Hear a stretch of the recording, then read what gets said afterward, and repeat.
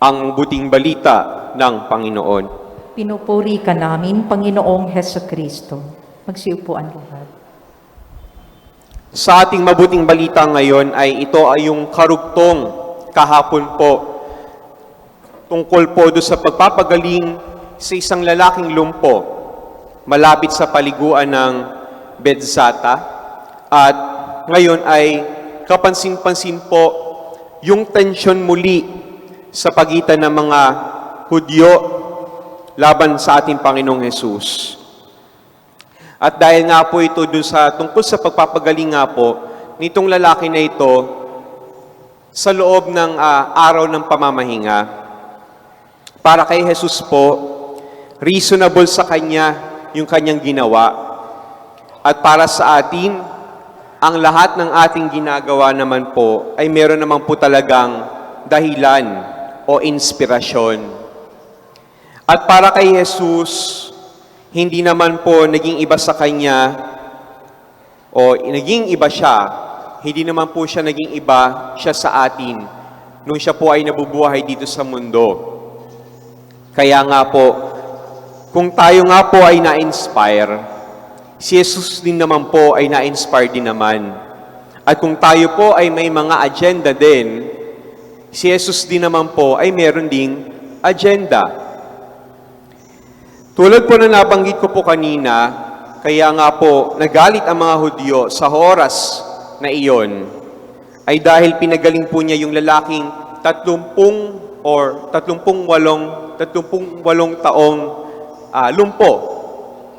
At sa ginawa po niya na iyon, ay doon pa nga po sa loob ng araw ng Shabbat.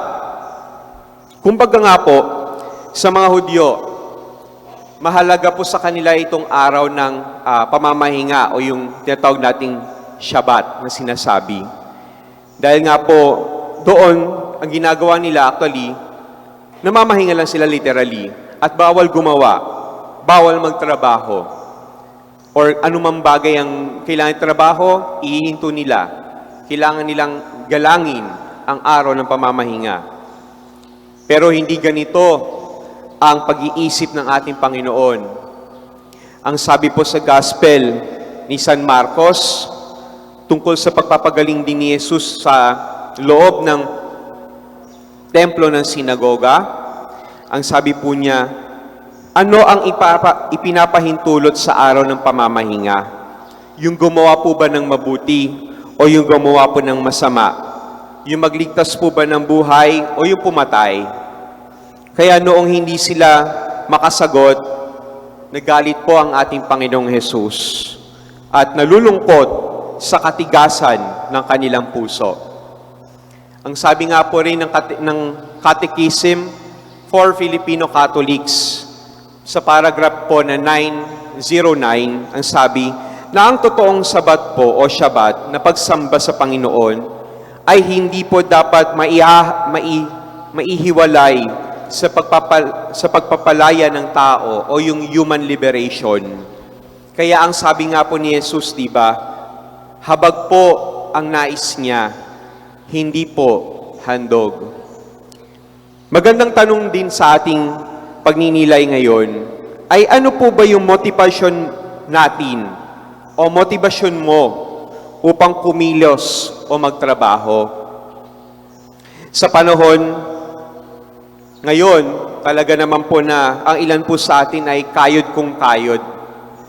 Kasi para nga naman po, hindi naman para sa sarili, upang kumita, at syempre upang matulungan yung pamilya nga naman, di ba? Pero may paalala po ang simbahan na tayo bilang mga Katoliko ay dapat umiwas sa mga hadlang sa ating buhay paggawa. Tulad po nung pinapaalala na siyempre, alam naman natin pag sinabi nating sobra, masama, di ba? O sabi natin bawal o masama. Katulad po ng sobra na pag-aalala, yung sobrang aktibo o yung sobrang kasipagan. Na ang sabi po sa Gospel ni San Mateo, huwag po tayo mag-alala sa kakainin o iinumin para sa inyong buhay o sa idadamit para sa inyong katawan. Di ba po mas mahalaga ang buhay? Na kaya kung minsan, sa sobrang pag-aalala, o yung, anxiety, o mga pag-iisip, humahantong sa pagiging mali siya, o nagkakaroon ng ibang pag-iisip na, ibang pananaw, o ibang parang negatibong pag-iisip, na kadalasan ay nagkakaroon din ng negative context of independence, o di kaya ay maingat na dulot ng kawalang, o nag-iingat dulot ng kawalang tiwala. Ang pagiging masipag din po naman po rin ay napakahalaga namang katangian din sa ating bilang mga tao. Pero ang ilan kapag sumobra na, ang nagiging dating ho nito ay nagiging task-oriented, na para bagang makatapos lang na